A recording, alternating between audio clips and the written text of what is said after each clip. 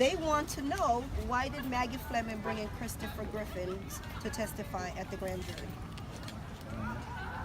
Did you know that he was going to be called? I didn't have a witness list. So you had no idea who the witnesses that were going to be called to testify at the grand jury? We had talked about witnesses at the scene. Mm-hmm. But prior to that, why was his name ever even involved with Josiah's case?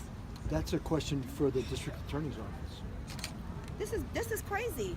Okay, so to give you guys an idea who this Christopher Griffins person is, January of 2017, Christopher said that he was beaten up by 4 black men. And once, when my son was murdered, and the picture that they put out there of DJ, he said DJ was one of the men that beat him up. Okay, DJ was one of the person that beat him up that night back in January. He was called to testify at the grand jury. Maggie Fleming called this person to testify to the grand jury. What was the purpose of that? That defames his character. That is assassination you're assassinating the character of my child. This is an alleged person who had no basis to that case. So how are you trying to get an indictment if you're going to assassinate the character of the victim? And how are you as a DA, how are you fighting for the victim? How are you a victim advocate if you down there tearing the damn victims down? How is that? And how, I mean, you're the chief of police. How did you not know? Okay, so now that you know this, are you going to have this conversation with Maggie? Now, do you see why the Department of Justice need to take this case over? Do you see that there is no way that my son will get a fair trial here if we have a DA like that? Our goal is to provide more information to the district attorney's office, Charmaine. No, that's not good enough. That's not good enough. That is not good enough. We're 2 years today, 2 years. And Maggie Fleming had my son's case since November and kept it on her desk for almost 4 months. And then she's going to bring someone to testify to say that my son attacked this person, allegedly, had no... Why is she doing the job for the defense? Because that's exactly what she did. Why is she doing the job for the defense? What does it have to do with Kyle's owner? Kyle's owner's criminal record was not even brought into play. But my son... He has a felony. My son... And Lila Ortega. My son is who she had some... The way that this case was presented to them, it was an absolute shit show. And that is when I spoke with you and you said you believe that Maggie did everything that she could have. Bullshit. Bull. BS. Maggie never wanted this case from the beginning, and she made sure that there was no indictment brought in my son's case. So now I'm saying to you in front of all these people, now is when you're going to say, I'm not asking you, Attorney General, I'm demanding that you come down here and take this case over. Because there's obviously some racist bias towards this particular individual, and this young man was a student here. I want to know why Christopher Griffins was called to testify at a grand jury when you're supposed to be getting an indictment and hold the person responsible for my son's murder. Why was this person called to assassinate my son's character?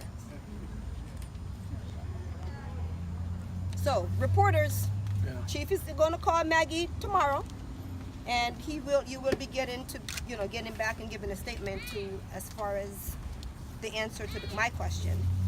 You're going to let these reporters know what Maggie Fleming said and what was the purpose of her bringing Christopher Griffins. I'm not going to speak for Maggie. No, but I'm saying you're going to call her and ask her as the chief of police.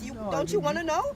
But do you not want to know? If people have that question, they should ask the district attorney. But as our chief of police, don't you feel like representing us? I'm not. Well, of course I represent you. But you're not. No, I am. So with this new information that you have now, what are you going to do with it? Maybe that's a better way of acting. That's part of the grand jury process, which we don't have a role in. I wish I had a better answer, but our investigation is brought into the grand jury process. But as far as the structure of it, who's called to testify, the strategy that's used by the district attorney's office, we have no part in that. So I can't answer Do you think that was a good decision for her to call this person? I trust the decisions that Maggie Fleming made. I have a question. I have a question. Did this Griffin gentleman that Charmaine is speaking of file an official police report and complaint against Josiah? And if it wasn't filed, why was he brought to testify against Josiah Lawson's character when there is no official report? Do you know if there was an official report? There was a report made of an incident. So, and a one-sided report. Did you question the other people that he was accusing in that report? The report talks about an incident. I don't think anyone was actually identified other than the victim. So it was just like a counter report taken? No, it was a call to the police to report a fight, but I don't think the victim at the time could identify who was involved. Oh, not until April 15, 2017 was he able to positively, in his mind, identify someone who was later called, even though it was just a report filed. It was taken as truth, and he was used as a witness to assassinate the character of a person who can't speak for himself. Yeah. Is that normal procedures? Well, you've been in courts before, so I don't know if that's a normal procedure or if that's customary. Have you seen anything like that happen in criminal cases before where you've been in court? Well, again, it's a grand jury process, and No, I said in any court case, have you ever seen anything like that where a witness is called against the victim when all they filed is a counterclaim or file a report? Is that customary? you'd have to talk to prosecutors for that. I have worked with accomplished prosecutors throughout my whole career. When I go to court, I'm there to testify. I'm not there to present the evidence. I'm not there to know the law in terms of the strategy behind the particular hearing that we're at. And I have worked with very accomplished prosecutors throughout my career. Do you think It's that just a little odd. I think we all agree that that's a little odd, where there wasn't an official charge against him. It was just a report taken, but it's taken for true. would It you was consider hearsay. DA Fleming a adequate and knowledgeable district attorney? Did she handle this case I in a think way the that's district normal? attorney is a very good district attorney. I think she does a phenomenal job here in Humboldt County. She's a career prosecutor, and I support the work that she and her entire office do. Is it abnormal though that she did not take this case upon herself? I believe that other prosecutors from other areas and also in the past with a case this size would take that on themselves. Is that abnormal to hand it off to somebody? I'm not sure what you're referring to, handing it off. To the She district. didn't run the case herself. Well, again, strategically, based upon how the office is structured, I mean, that's the call of the district attorney. Do you think that the decision to not bring Kyle Zollner's police record, or to not have that presented, and to instead have hearsay on Josiah's character presented, do you think that was a wise decision? Do you trust that decision? To have hearsay presented over the number one suspects and have the number one suspect's record not brought? Do you think that was a wise decision? Well, again, you're asking me to comment on what is a system designed to be managed by prosecutors. What about your personal feelings about that? I'm here to represent the law and law enforcement. I'm not here to use my personal opinions to perform my role as the chief of police. So the law is here. It's structured for a reason. There are a lot of rules in place, as we all know. Sir, And I'm sorry, you're talking about the law. But those of us who've lived here and gone through this for 2 years, what we know is that someone literally got away with murder. And that the county and the police department, by saying they're out there looking for some killer, have aided this murder to get away with murder. And your students What are you witnessed it. going to do? You're the third police chief to be here. The first one, Chapman, lied to us month after month after month saying he was doing something. And then Tom Parker came and blew the whistle on that, and then got a cease and desist order for saying actually the police department didn't do much of anything other than ask HSU, is it a good idea to have a riot squad outside of DJ's memorial? I don't know if you know that, but that was one of the gifts of Tom Chapman before he departed. And then we got, what was his name? Ely, who met me, who met Charmaine, and couldn't tell the two of us apart. Great. A policeman with a badge and a gun who can't tell two black people apart. He was the man in charge of the case for months.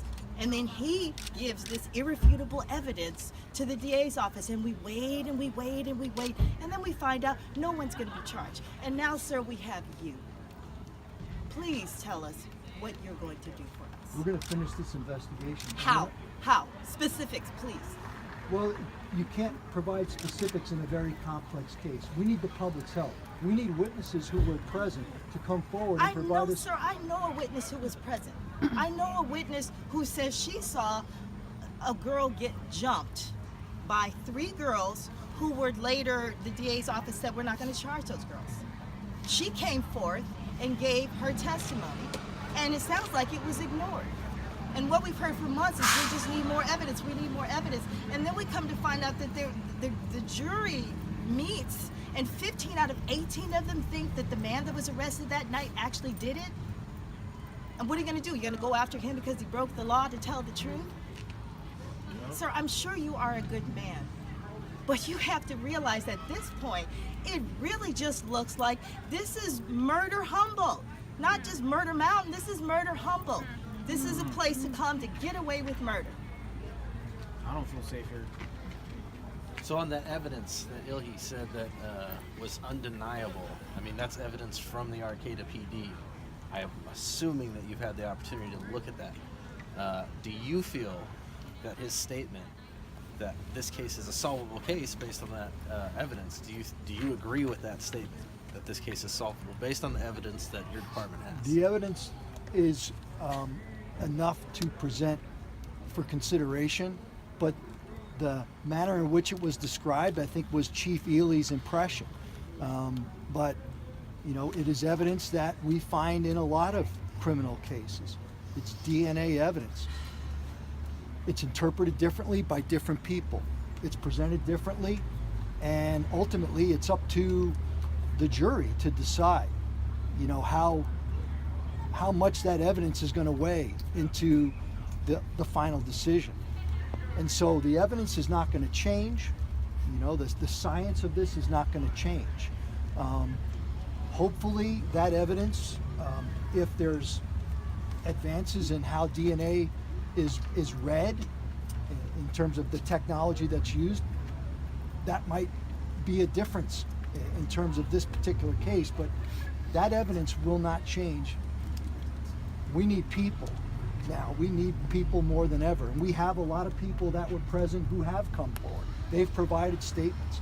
As traumatic as this situation was, as much as it's impacted them, they understand that Charmaine's heart is broken. We all understand that, and that's why we have to continue to work together as a community to get this case finished. That's my commitment. What it's going to look like, the roadmap, I think it's going to change. It could change hourly, if not by the minute. A lot of it will depend on any developments that come up, but we are not going to stop until we're done. Yeah, but since you didn't take any names, or not you, but the policemen who came that night, they didn't take any names of any witnesses. Your only strategy 2 years on is hoping that witnesses from 2 years ago come forward. And these are traumatized students who watched other witnesses who came forward get treated like criminals at the pretrial. We all watched that. And if it had been white students and a white person that had been killed, it would have been completely different in Humboldt County. And we all know that. Well, that's those why the students white were treated suspects. like criminals when they were testifying to the murder of their friend. Yes. They were coming back to school in tears during finals. So to expect those people to come back to Humboldt County, I think that's outrageous. And As to a put it student on who was them. here when this happened. It sounds like you're putting it on them. There is enough evidence there to hold someone accountable for my son's murder. Period. There's have a enough evidence. motive? The DNA is there. Testimony, seeing him doing jabbing motion. When you're fighting, It's his knife. you're pissed. His DNA is there. His DNA is under my son's fingernails. Like, what else more? What else do you guys need? I just don't understand. What else do you need? You don't need an eyewitness. Eyewitness can lie. And what about what's her name? I'm gonna Lila tell it all. Ortega. No, McFarland. no. Cooper. Sarah Cooper. Sarah Cooper befriended, or not befriended. Sarah Cooper and Casey Gleaton became friends down in Marysville where she lived. Casey told Sarah what happened that night and said, we got away with it. She told her, we got away with this. And Layla found her phone and she laughed about it. They accused my son and their friends of stealing a phone that Layla Ortega ended up finding. This woman went to the Marysville Police Department and she told them everything that Casey Gleaton told her about how they got away with murder, And she testified at the grand jury. What the hell more do you guys need? What else do you need? You have DNA evidence. You have Casey who's now running her mouth saying, oh yeah, we got away with it. So what else do you need? And then you're going to still stand here and tell me, my son is dead, and you're going to tell me that Maggie Fleming did everything that she could. You believe that Maggie Fleming doesn't have any type of hate bias towards this particular investigation. That is BS. That is BS. The evidence that you have, you know you have enough evidence to be able to, what do you call it? An indictment. We should have definitely gotten an indictment. Okay, you have to cross some type of rougher, harder hurdles for a conviction. Then that's your job. Do your job. Arcata Police Department has not done their job since my son was murdered. They've been sitting back waiting for what? For eyewitnesses? This is crazy. And then now we have DNA evidence, and we have someone with some integrity to say, Casey Gleaton said, we got away with it. We got away with this. This person went and gave a report. She testified. What else? Is Kyle Zoner's life more better than my son's life? Because that's what you guys are telling me. His life is more better than my child. You have kids. You're a father. What if this would have been your child? What if this was your kid? You send your child off to college. My son didn't come to just visit a friend to go get a job. He came to school here. And y'all are treating my son as if he's just another black kid with no ambition, with no life, just a low life. My child is being treated. That is how. That's not how I look at your son. Based on this whole investigation, that is how my son is being treated, as if his life does not matter. Well, his life matters. And Maggie Fleming, and you, I'm disappointed that you would say that Maggie Fleming did everything that she could. Because you know that is a bunch of BS. That is a BS. And I get it that you're at the, forgive me for saying this, but don't forgive me, I'm not apologizing. You're here, people come to Humboldt to be lazy and to take the load off of, not working so much harder in a larger city. And you're at the age where you're coming up to retirement, like, I don't want to be bothered with this. I'm going to come here for my 5 years and I'm not going to ruffle no feathers. But no, you do need to ruffle some feathers. Yep. You need to show this community that all this BS at Arcata Police Department, we're not going to take this anymore. I'm going to be a man of integrity.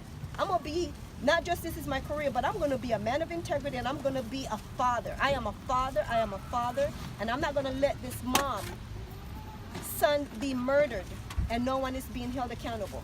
So no, it's not even sending a letter to the DOJ anymore. It's calling the DOJ and said, we have exhausted all resources, and we're not asking for you to come now. We're demanding that you come and take this case over.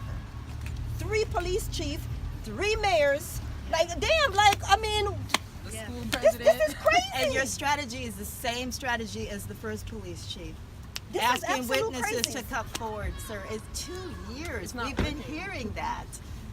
We have lost faith, confidence in your department because you are saying the same thing that your 2 predecessors said. And I'm sorry that you came up to be put in this position.